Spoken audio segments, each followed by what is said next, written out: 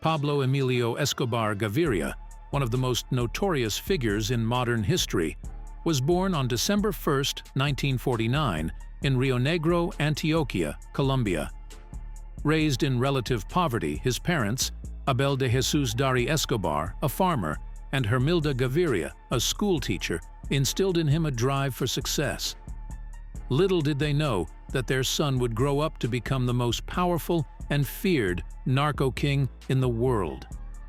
Pablo's early years were marked by a mix of intelligence and street smarts. Despite facing financial constraints, he exhibited a remarkable resourcefulness that would later define his criminal enterprises. As he navigated the challenges of his environment, he quickly realized the potential for wealth in the world of crime.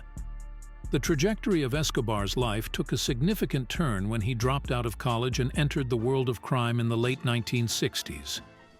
Initially involved in small-scale activities such as contraband and marijuana smuggling, he soon recognized the immense profit potential in the cocaine trade. This shift marked the beginning of his ascent to power.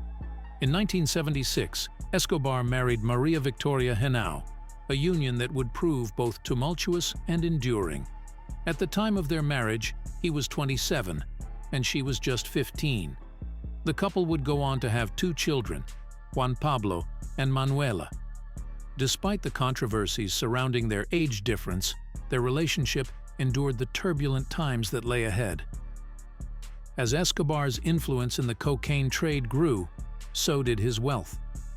Estimates suggest that at the height of his power, his net worth exceeded $30 billion, making him one of the wealthiest individuals in the world. His Medellin cartel, a powerful drug trafficking organization, controlled a significant portion of the global cocaine trade. The immense wealth accumulated by Escobar allowed him to live a life of opulence. Lavish properties, private jets, and a fleet of high-end cars became symbols of his affluence. His infamous estate, Hacienda Nápoles, featured exotic animals, a private airstrip, and even a bull ring.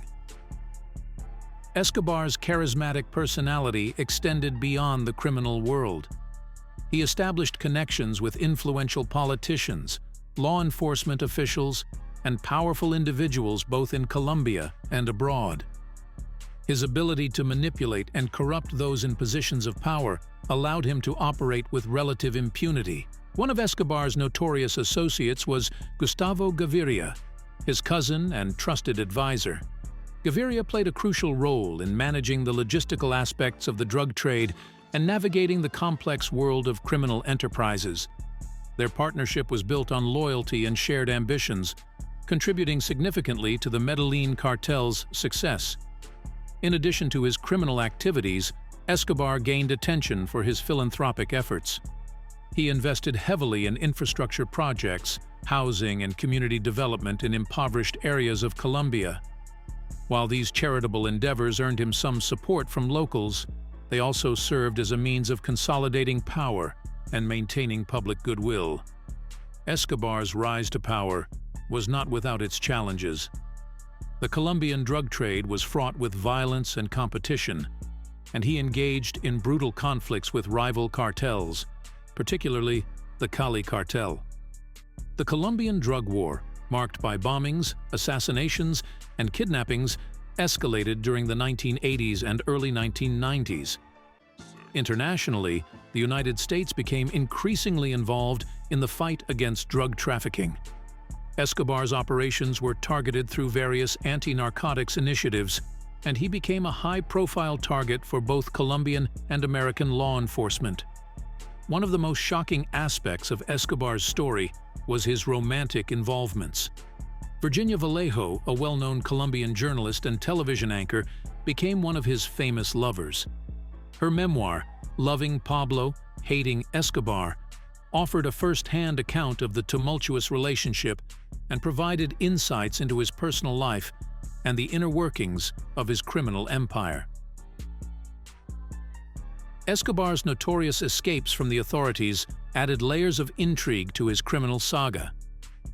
In 1991, he surrendered to Colombian authorities under the condition that he would be imprisoned in a self-designed facility La Catedral.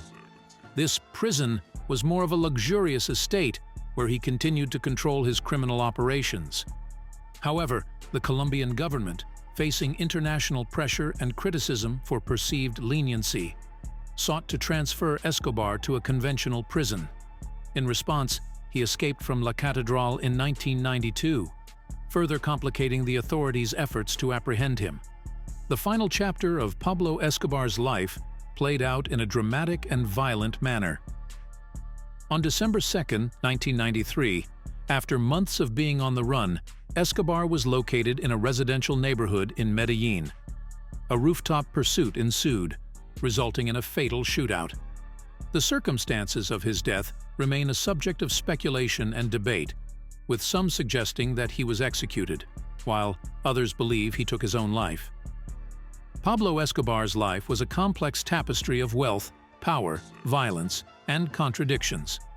His legacy continues to shape perceptions of crime, drug trafficking, and the pursuit of power.